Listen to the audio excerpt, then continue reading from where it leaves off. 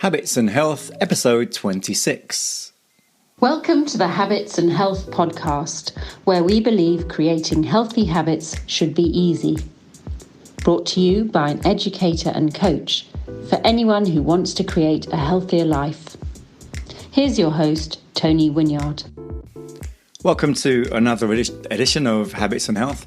Today we speak with Kristi Jacques, who is a specialist in helping people to take control of their diabetes. And we're going to go into the differences between diabetes 1 and 2 and how ketogenic diets can help and weight control and many other aspects of diabetes. That's with Kristi Jacques in today's episode.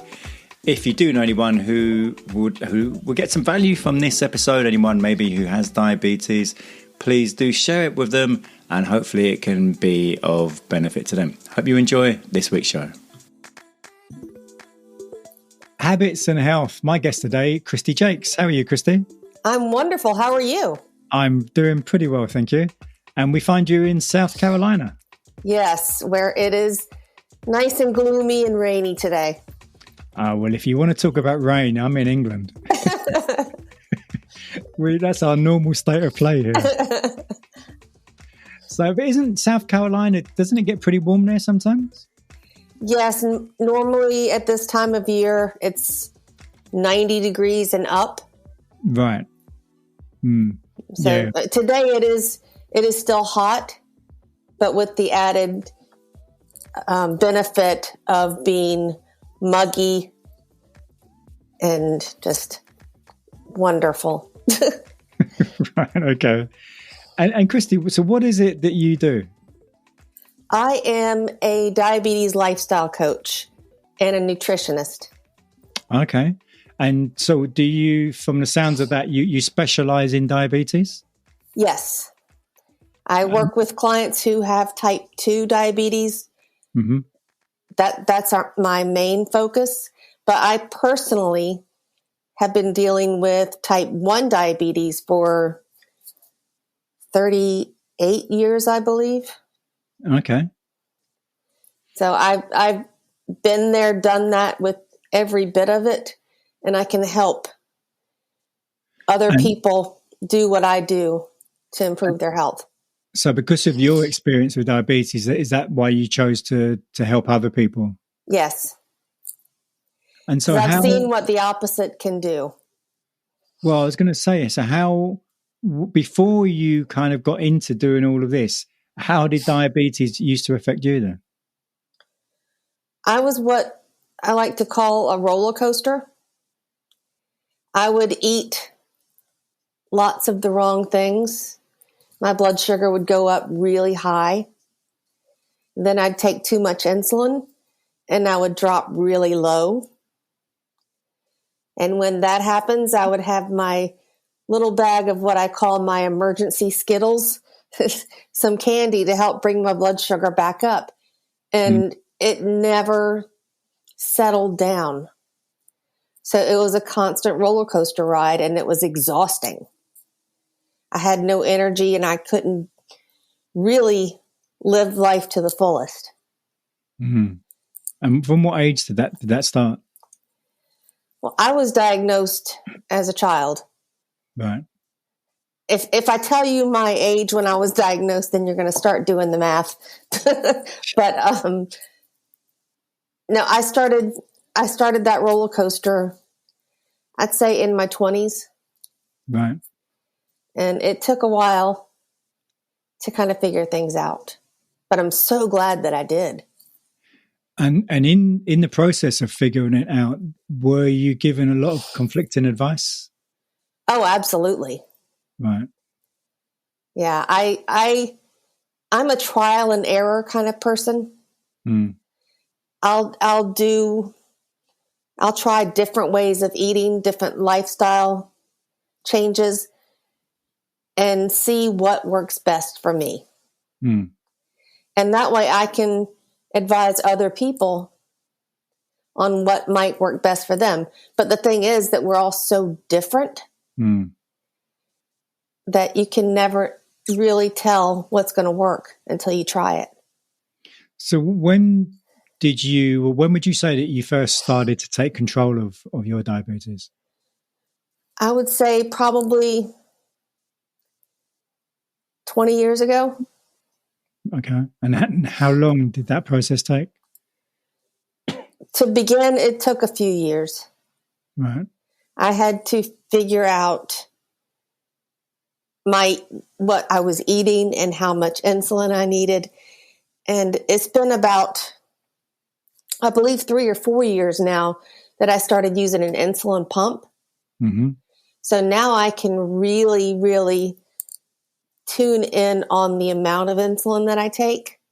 Well, for people listening who may have no idea what it is that you're talking about, so what is that and how does that help someone? Well, the insulin pump lets you really factor in all of your lifestyle, your food, your activity. And I can put in the amount of carbohydrates that I'm eating. Say I'm eating a big bowl of rice. Mm-hmm. I can put that number into my pump controller and it will tell me how much insulin I need to take care of it. So I can be very precise in my dosage and prevent that roller coaster. And is that something that many diabetes patients use? It's mostly for type 1 diabetics. Right. Type 2 diabetes is more lifestyle. A lot of it can be related to weight. Mm-hmm. So when you get people more involved in, physical activity, really taking control of what they're consuming, even their thought, their sleep, all of that, they can reverse type 2. Mm. And so why is it that type 2 can be reversed, but type 1 can't be? Type 1, the pancreas no longer works. Mm-hmm. Mine stopped producing insulin a long time ago. Right. So that's why I have to use the insulin pump or inject it myself. Mm. And type 2, their pancreas is still working, but maybe not effectively according to their lifestyle choices. Right. And so now, since all that you've learned over the last sort of 20 years of really tackling this, how different is your life now to how it was before? Oh, I'm much happier. And like I said, I'm trying to live life to the fullest. I don't have the ups and downs. I sleep better. I have more energy. And I mean, just overall, everything is better. Hmm.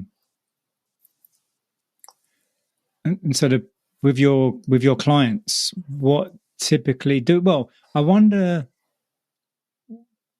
are your clients mostly sort of type 1 also, or a mixture of type 1 and type 2, or what's the situation? Type 2, mostly. Right. Yeah. Those who want to get off their medications or perhaps just lose some weight and regain their health. Hmm.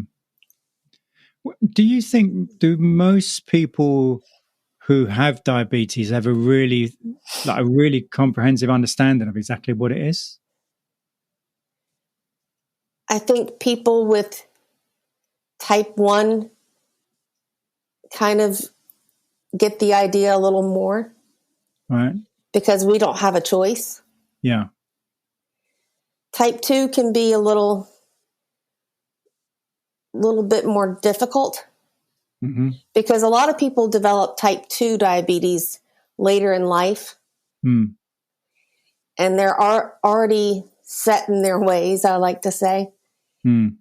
And trying to get them over some of their their habits that they've learned over their lifetime and get them to understand what can happen.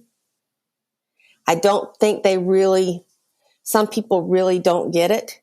When they make lifestyle changes, it's much more powerful and effective than simply taking a pill.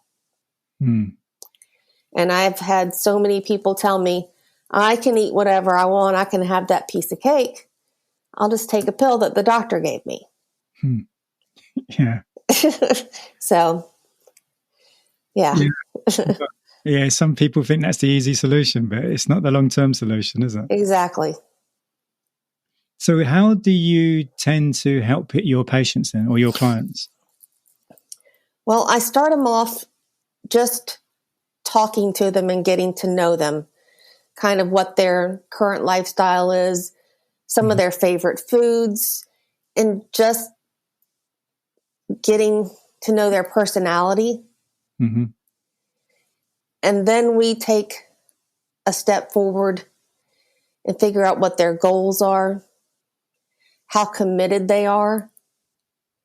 And then we create a plan. And we make small changes over time. You know, I don't like to throw all these different tasks onto a person all at once because it can be overwhelming. So I like to do it slow and steady because you always win the race that way. Yeah, I guess you've got far less chance of success if you're trying to do too many things at once. Right. So do you work with a certain type of person? Anybody who's willing to listen. Right. And generally, how do they find you? Online, social media, I get referrals. So I have, in the past when I had my physical location, I was getting referrals from different local physicians. But now I'm all virtual, so I can take clients from anywhere. So do you prefer working with people face-to-face or online, or do you have a preference? I don't really have a preference. I did enjoy meeting people face-to-face, but I can reach so many more people online. And that's really the goal, is to help as many people as possible. So usually, on average, how long would you be working with someone?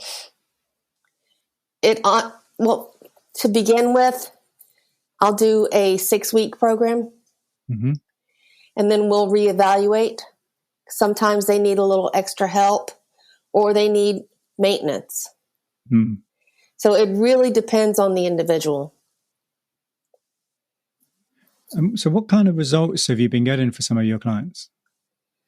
I've had clients who, lost 20 pounds. I've had clients that reduced their medication, some that have gotten off of their medication. I've had clients bring me gifts because they were so happy after going to see their doctor. And that's it's a good feeling. They'll come in and give me a giant hug and a gift because they feel so much better.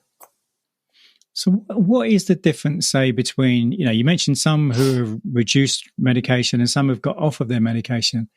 Is it a case of the people that have got off of their medication being far more, really listened to the advice that you've given and really gone to work on their own selves? Or is it more than that? That's a huge part of it. Right. Their commitment. I have a lot of people who, I had a birthday party to go to. Right. It's the holidays. Yeah, I'm allowed to cheat every once in a while. Yeah. And that's fine. But the more committed you are, the bigger the changes you're going to see. And so is it a case of when people have been really committed, do they often are able to get off their medication? Yes. I've seen it happen. Now, that doesn't mean they're completely cured, of course. They still have to be aware of what's going on, what they're doing. But, medications can have so many different side effects. So if you can reduce or eliminate the need for the medications, you're going to feel better overall anyway. Yeah. And so the people that have, say some of the people that are off of their medication, is there a time scale that, like an average time scale that is taken? I had one client who was extremely committed, former military, and it was about 5 weeks. Wow. But that was a very rare occasion. But, slowly reducing the dosage while working with the doctor. I don't tell people to reduce their medication or stop taking it. Yeah. I want them to have a relationship and communicate with their doctor so we can all work together. So once someone is off of the medication, how different is their life at that point? Again, more energy. I have a lot of people who, the older clients, they start because they want to be healthy to play with their grandkids. Yeah. And when they're losing weight, they're more active, they're feeling better, their blood sugar is normal. That can happen, and they don't get tired out, and they have more energy and are able to really enjoy life with those grandkids. And it's an amazing thing to witness. And from a nutrition perspective, obviously we're all different and we react to foods differently, but is it a case of most people just really need to avoid the real trigger foods, the donuts and cakes and so on? Or what would you say about that? I like to reduce the amount of carbohydrates. Right. Because a baked potato and a Snickers bar are going to do the exact same thing to me. Right. That potato will raise my blood sugar maybe even faster than the Snickers bar. Right. So I like to reduce carbohydrates overall. Now, I have some people who are vegans.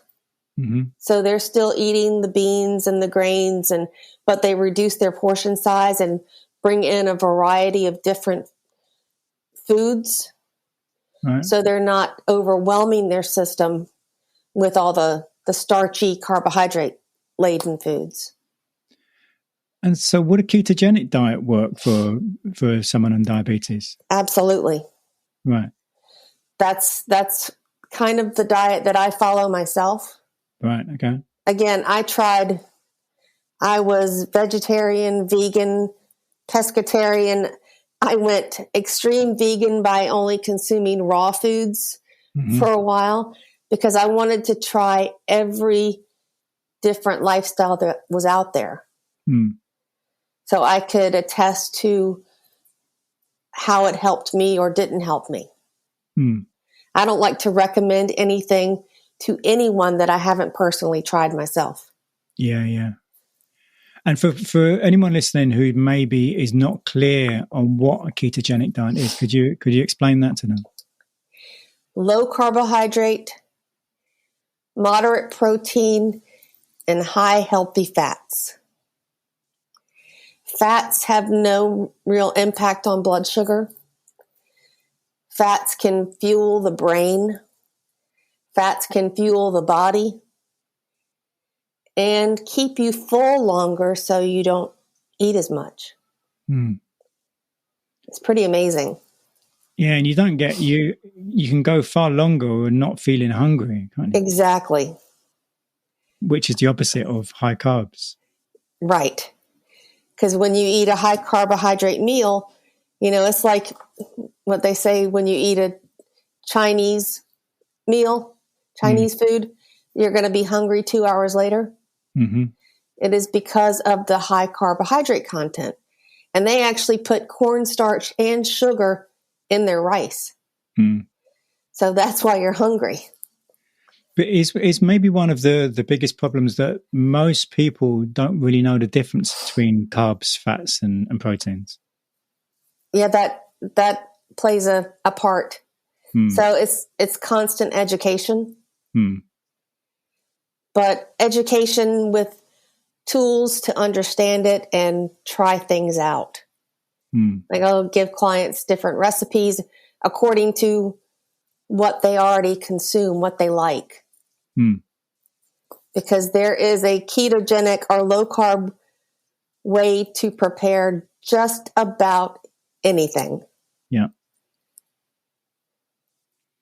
And are people quite maybe skeptical about it first when you suggest it? Well, if you suggest it to them, or how do people react? I've had skeptics. I had clients that came in and told me that I was a liar. It had been 2 weeks and they hadn't lost any weight.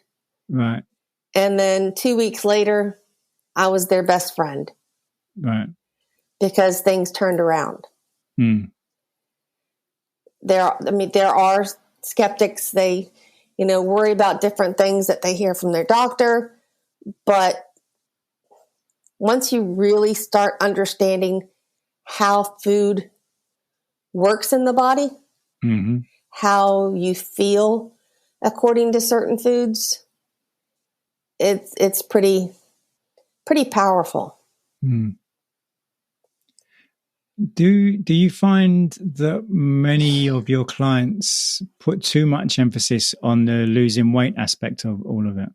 Oh, absolutely. Right. They want to get on that scale every single day. I haven't lost any weight.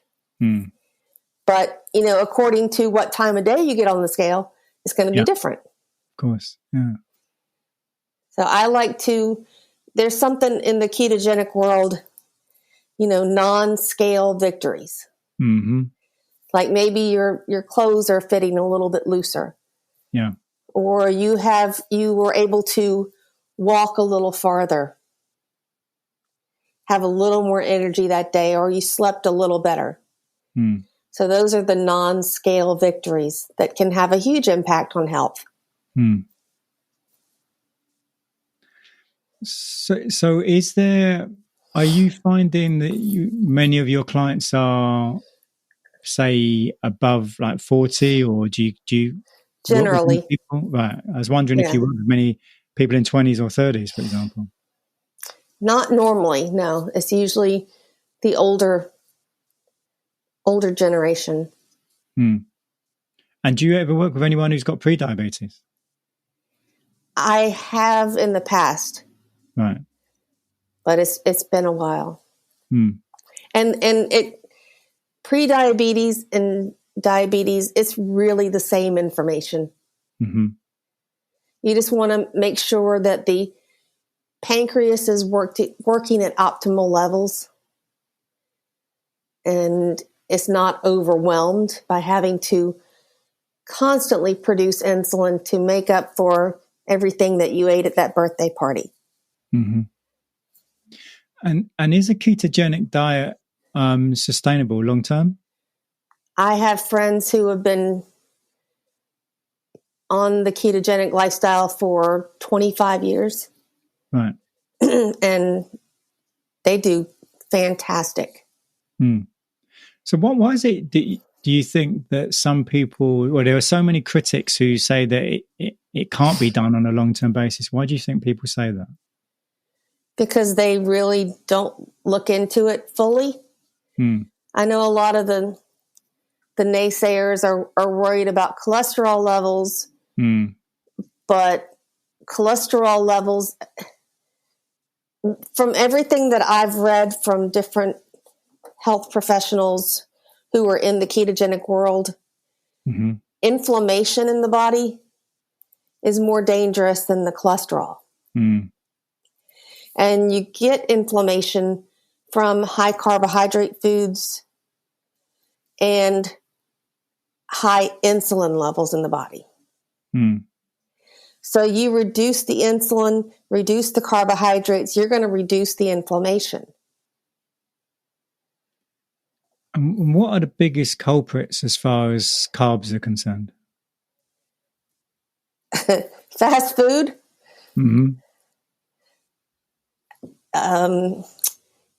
Going down the grocery aisle with all the chips. And again, rice. Those are the staple foods like rice and corn and bread. Things that are relatively low priced, especially things like white bread and highly processed white rice. The more processed a food is, the faster it's going to raise blood sugar. And do you think people have a good, many of the clients when you started working with them say, do they have a good understanding of what processed food is? I think they have an idea. It comes in a box or a can. Right. But when I show them, there's something called the glycemic index. And that's basically showing how fast a food will turn into sugar in the body. Right. And white rice is higher on the index than brown rice. White sugar is higher on the index than, the brown sugar. So it's kind of amazing when they understand that added fiber that's maintained in the unprocessed foods, slows things down. There's been a number of new sort of technologies and wearables have been introduced in the last few years. I know there's like continuous glucose monitors and many other things. Is that something that you've got much experience with? I wear one every day. Right. And mine has an alert system. So if I'm going too high or too low, it starts screaming at me. Right. So I can correct it before it becomes a problem. And so could you explain how it works? Honestly, that I really don't know, but It's measuring what's called interstitial fluid. Right. It's not actually measuring the blood glucose. So if I prick my finger and test that, and compare it to what the continuous monitor shows me, it's going to be a little bit different. Right. Because it's measuring two different fluids. So how is it that the continuous monitor, what do you do? How does it work on your body? I mean, it's a little device. There's a tool that you kind of stick it on. There's a little fiber that goes underneath the skin. Right. Okay. And I change the location every 10 days. Right. And again, mine gives the alerts, but I do recommend a continuous monitor, especially for people who don't like pricking their finger. And there are other monitors out there that, they don't have the alert system, but you can, wave your phone over it and it'll show your blood sugar. Right. So that's really helpful for clients who really hate pricking their fingers. Yeah. And then so all that data, I guess, is what's sent to an app on your phone, which keeps track of kind of how you've been over the last 10, 20, 30 days, whatever. Yes. And is that so? That I guess that must be making quite a difference to people. It makes a huge difference. And you can see the trends. Like, some days my blood sugar is a little higher in the mornings. So I can adjust what I'm doing accordingly. And I guess if someone is, that you mentioned at the beginning of the podcast about the people who think, oh, well, just a little bit of birthday cake is not going to do me any harm. But if they are to be wearing something along those lines, like a continuous glucose monitor, they can see straight away the results of eating that cake. Absolutely. But I wonder if someone is of the mind to get a device like that, then they're probably already halfway committed in the first place. Not necessarily. Okay. Sometimes they like to do it just to prove me wrong. Oh, okay. Because there's, you can buy one pod at a time if you wish. Yeah. Some people will do it for a trial period. Right. And are they expensive? What kind of prices are these things? Well, the one that I wear is rather expensive. It has to go through my insurance company. Right. There are others that are less expensive because they don't have the alerts. Mm-hmm. And, I believe that things like Medicare will help cover that. Mm-hmm. So the doctor just has to write the prescription. And when you say the alerts, do you mean like an actual, like sort of buzzing thing on your phone, or what kind of an alert do you mean? Oh yeah, it can be either vibration or it'll scream like an alarm clock. And so once you get that alert, what do you then need to do? It depends on whether I'm going too low or too high. Right. So if I'm going too low, again, I have my emergency Skittles or my emergency candy stash. Right. And I'll have just a couple to help me get back to a normal level. If I'm going too high, then I might take a little bit of extra insulin using my pump. Right. And so for that situation where someone has had that bit of birthday cake because they're convinced, it's not going to do me any harm, and then they are wearing one of these things, I guess they're going to get a hell of an alert. Well, they're not getting alerts with that one type of monitor. Right. But they have to swipe to see what their numbers are. Right. So it's not going to automatically tell them. Mine reads my blood sugar like every 15 minutes. Right. And I have a device where I push a button just to see where I am.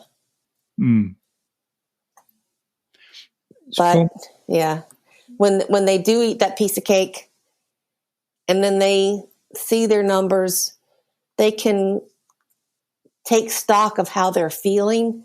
And I'll often have people keep a journal. Right. Say, okay, my blood sugar was this because I ate this. And, I felt awful that day. So they can look over that and say, maybe I do need to make some changes. Are you aware of, we mentioned just now about the continuous glucose monitors. Are there any new technologies on the horizon for diabetics that will help people? They're always working on different things. There are watches that can monitor glucose. I'm not sure how soon they're coming to market, or perhaps they're getting ready to launch. There are new insulin pens. There are new types of insulin coming out that are cheaper. So they're always working in so many different aspects of diabetes and health. It's kind of mind-boggling. Yeah. Well, and I guess because there's the amount of people, the number of people who have diabetes seems to be increasing every year. It really does. Yes. I mean, are you aware of any sort of stats? I know that South Carolina, where I live, has a very high incidence of type 2. Right. And I've even met kids in middle school that have type 2 diabetes. Wow. And that just should not happen. No. Yeah, that's scary, isn't it? Yeah. We hope you're enjoying this episode of the Habits and Health podcast, where we believe creating healthy habits should be easy. If you are looking for deep support to create the health and life you want, we invite you to consider one-on-one coaching sessions with Tony. Coaching sessions give you personalised guidance to fit your unique goals and life situation. Only a limited number of spots are available, but you can easily get started by booking a free introductory call at tonywynyard.com. Now back to the show. One of the questions that I mentioned to you before that I ask most guests is about books that have really moved you in any way. So can you think of a book that has really resonated with you for whatever reason? There is a book called Start With Why. Mm-hmm. And again, that's basically how I work with my clients. What is your why? Right. You're not going to want to make any changes or do anything to improve your health unless that why is powerful. And so that's a good place to start. Are there any clients who are unsure of their why, or is that always quite clear? Oh, I've had many that were unsure. Right. Well, and so you've had to really kind of help them understand what their why is? There are some that I've helped get to that point. There are some that never figured it out. And they did not succeed. Yeah. So it's really understanding yourself, looking inward, and figuring out what you want to do and why. And so the help that you mentioned before that you work online with people, and so it's not just in South Carolina now, it can be anywhere in the world. Right. Is it just coaching that you offer, or do you offer any other help with people as well? Mainly coaching. I'm a public speaker also, and I've written a book, but the coaching is my main job. And the book that you mentioned, is that it's around diabetes as well, I presume? It's about health in general. It's about how to become your own best health advocate. And what's the name of the book? It's called Sweet Surrender. Okay. And when did you publish that? It's been a few years. It was self-published. But I've met so many people who will, do whatever the doctor tells them. They don't ask questions. And I feel like you need to be an active participant in your healthcare. Absolutely. And that's what the book is about. Yeah, about taking responsibility for your own health. Yes. Why do you think so many people don't take responsibility for their own health? They're supposed to trust their doctor. That's what they've always been told. Unconditional trust. Yes. Yeah. And I've been down that road. But once you're free of that kind of, I don't know if conditioning is the right word, but once you realize that you can help yourself by taking your own responsibility for your own health, it can be so freeing. Oh, absolutely. The whole world opens up. Yeah. But if people want to find out more about your coaching and your website and whatever, where would I go to? Well, I'm on social media, Coach Kristi, on Facebook and Instagram. Actually, I believe it's Coach Kristi J. And my website is KristiJacques.com. Okay. Well, we'll put all of those links in the show notes. And just before we finish, Kristi, do you have a quotation that you like? I do. It's actually from a song, and it says, remember who we are, remember what we are, remember what we're meant to be. So why does that resonate with you? Because sometimes we forget.